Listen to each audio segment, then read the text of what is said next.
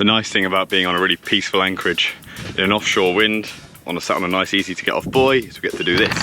Sailing off the buoy. No engine required. Well, that was a much nicer way of getting off the buoy. Very peaceful. The whole sail was really peaceful. I didn't know it was sailing because it's been so still. When we do close haul, we do lots of leaning, don't we? But right now, we are on a broad reach, nearly a dead run. So we are really relaxed and the boat's just going along and we're going with the wind so we can hardly feel it even though we're still doing 5 knots. We were off to Fowey for 2 reasons. Hugh was still on the hunt for his dead relatives and we were meeting friends for the day. Over there in those woods is a house called Menabilly, once owned by Daphne de Moray, and it's the seat of the Rashley family. So I'm just planning my my re-invasion, my reclaiming, all that sort of stuff. It's over there somewhere. What's your plan, Hugh? I was going to just take Esperance and land her on the beach. I was going to run up there with my trombone. He tried to rally the troops, but they really weren't interested.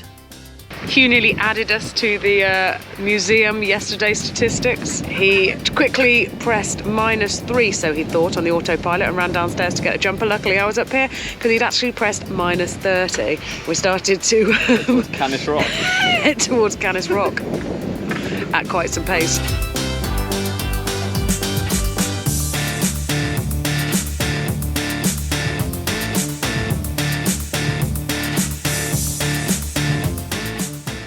We didn't tell you about this, did we? The new skin fitting that we fitted a few weeks ago was ripped off when we left Tor Point Marina and scraped the wall. Hugh here is filling it with spray foam until such time that we can repair it. Our friends arrived with a load of shopping. They had kindly picked up our click and collect from the local Sainsbury's. Don't push it, stop. Whew, that was a bit close.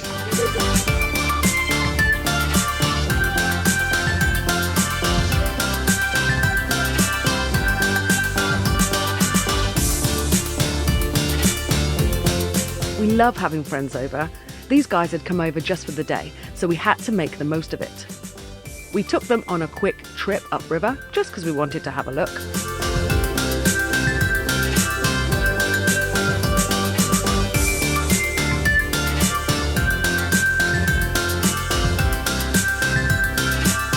And then we all piled into the dinghy and headed to shore, narrowly avoiding collision with the participants of a very exciting dinghy race.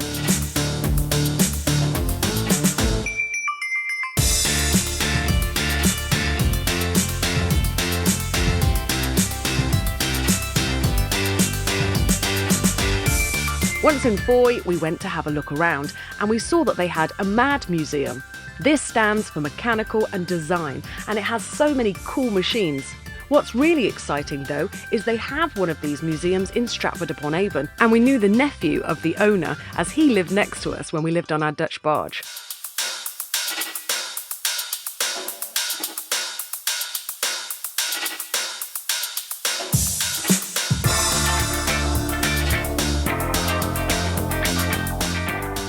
This here is a metaphor for me trying to keep the boat tidy.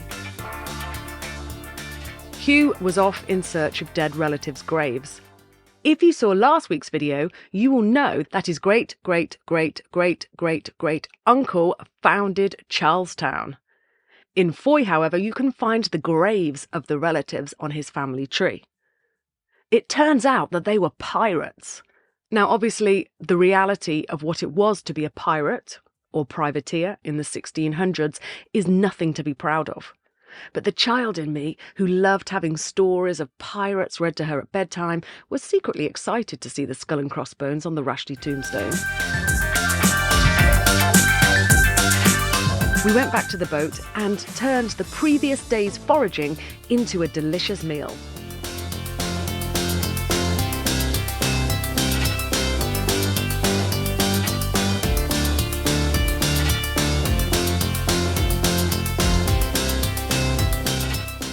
Before we had to say goodbye. We hope to see you again, guys. The next day, and some domestic duties to take care of. My friend Katie wanted to know what we do with our rubbish, so I'm going to show her at every opportunity. These bins were just on the pontoon. It turns out that Hugh is related to the harbour master.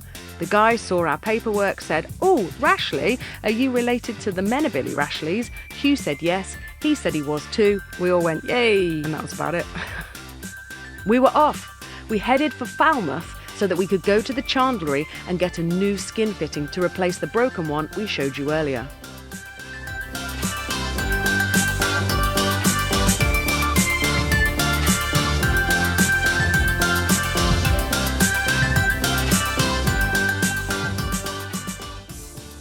It was a really pleasant passage, and there's lots of tall ships to look at round here. Falmouth was a bit dull looking, entirely due to the weather.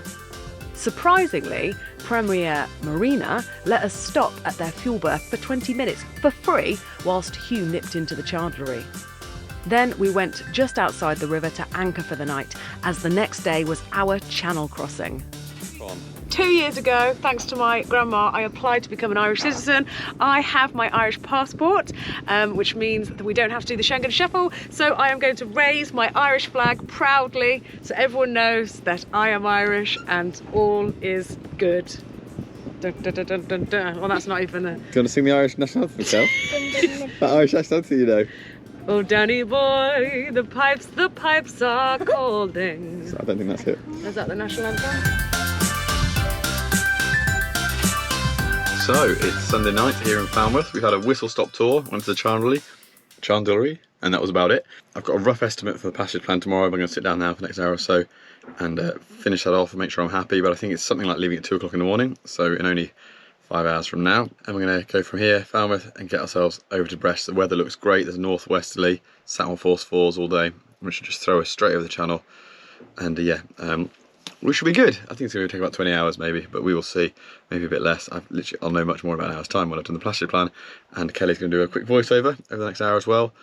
And then, we'll get a few hours kip and then just crack on. I'm looking forward to it, really. Looking forward. We're both apprehensive, nervous. We've been working towards this for about 3 years or so now, really. I mean, I know we went away last year, but it's a bit different now. We've quit our jobs, we've sold everything. We own nothing but what's on this boat. And we're really just casting off into the unknown and going for it. But that's what we've committed to do, and we've rationalised it so many times, but there's still quite a lot of fear and worry and nervousness, but that's fine.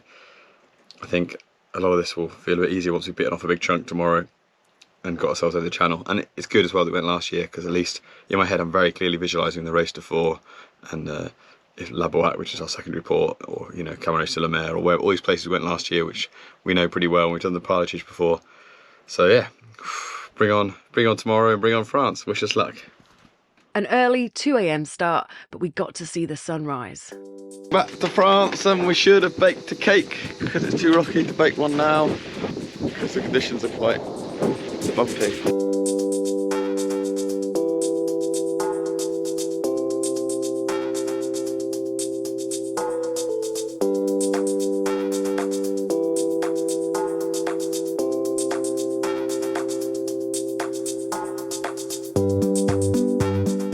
It was a very bumpy passage, but actually quite a pleasant one. The shipping lanes were busy as usual.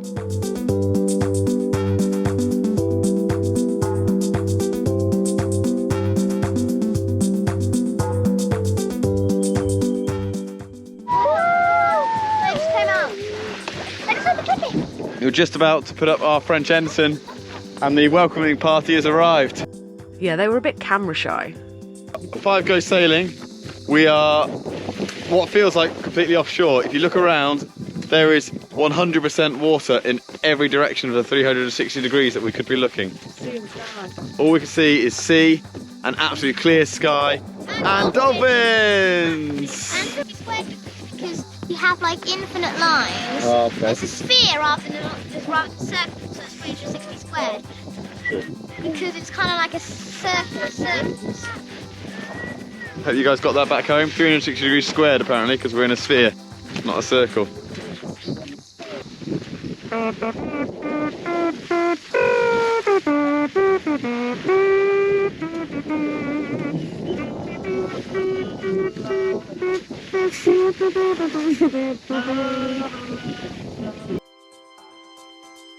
What do your kids do on passage, I hear you cry? this, they do this. Suddenly, all the nav gear and the autopilot just switched off for no reason, but it came back on pretty much straight away, so there's no great story here. I know what this looks like, but this was our dinner. Hugh had made a bolognese the day before and we just heated it up. Oh, hello, good evening.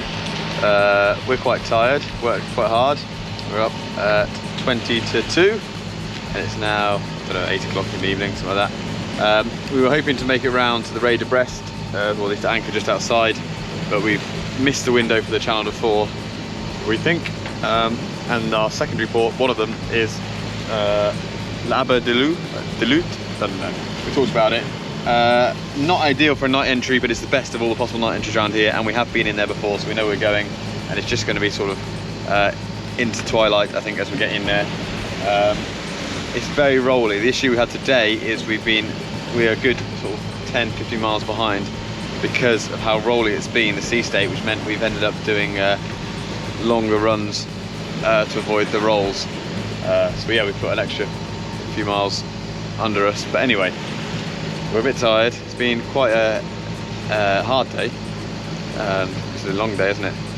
But we're doing okay. We're happy at the moment, and yeah, hopefully in about an hour and a half we'll all be tucked up, probably on anchor outside, which won't be a bad thing. And it might still be a bit rolly, but I think we can cope with that after today. It has been rolly and it has been tricky on accounts, but actually it's been a lot better than my last channel crossing because I haven't felt sick at all. Last time I was just ill the whole time, wherever I was. This time I've managed to get some sleep in Eric's bed and be up here and just a small amount of time downstairs, so it's all right. I am absolutely exhausted though, look at my eyes. We anchored just outside the Raid of Four, ready to get up early the next day and carry on through to Brest.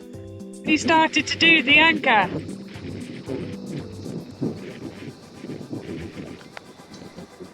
Having a boat's a bit like having children. You don't often get a good night's sleep. Well, living in anchor and things like that anyway. Anyway, it's early doors, as you can tell, and we are going to complete our journey another 3 or 4 hours round to go. Oh, we're in France. Round to Brest. Cool.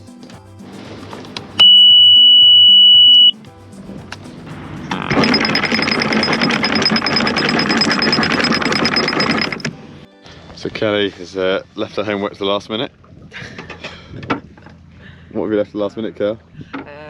All of the stuff for checking in to France.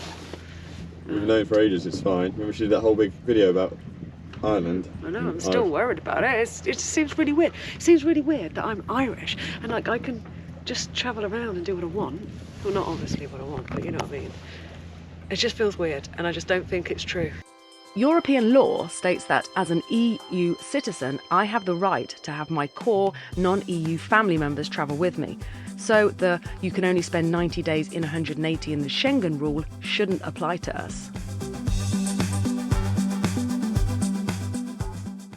So we are just approaching Brest, but having flashbacks and memories, spending a lot of time with Kelvin last year, talking about and exploring this Western Allied front or whatever it was. I mean, I'd forgotten quite how much this part of the country is littered with what we call maybe monuments or scars of the Second World War, the conflict.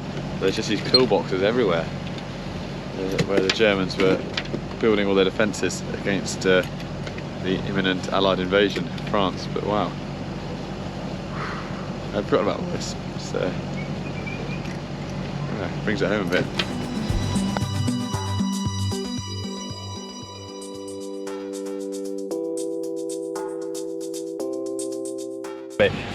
Mon bateau est on dit 15 mètres de long. Une nuit. Oui.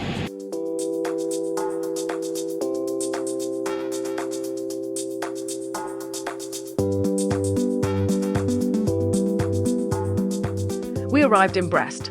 Immigration was closed for lunch, so we went off to explore the town. One of the things we'd forgotten about France, everything closes for lunch. And here are some other things. I just completely forgot that dogs are allowed to go absolutely anywhere. But there's much less rubbish. When we went to check in, I thought that I would just check the protocol of what we needed to do regarding our situation. The immigration officer had never heard of this section of the EU law and was adamant that Hugh and the kids could only stay in the Schengen for 90 days. Luckily, I had printed out the relevant part of the EU directive to show him. EU Directive 2004/38/EC. He had a copy in French and he started to read it. Then he called in his boss, who wasn't sure either. They then phoned someone else, who phoned someone else, and eventually an answer came back, and they told us that before the end of the 90 days, we would need to go to the immigration office in whatever country we are in and get a visa. It's quite worrying that this immigration department hadn't heard of this rule. Was this going to set the tone for immigration departments across Europe? Or did this guy just not know his job? I did start to wonder at one point when he told me that Ireland wasn't even in the Schengen. Not true. He also said that you only have 90 days in 1 year to be in the Schengen. Also not true. And then he tried to claim that I wasn't European even though I had an Irish passport because I lived in England. Also not true. We've since spoken to other people who are currently cruising the Schengen with the same circumstances. One couple I spoke to have been doing this since 2019. He is Irish and his wife is British. They say that they have had to educate some customs officers, but she hasn't been deported so far. We also had someone else send us a copy of an email they had from Cherbourg Immigration confirming that the 90 days out of 180 doesn't apply to them because of his wife's Irish passport. However, I'm still a bit concerned, to be honest, but for now we have 90 legitimate days to try and get some more clarification. I'll keep you posted.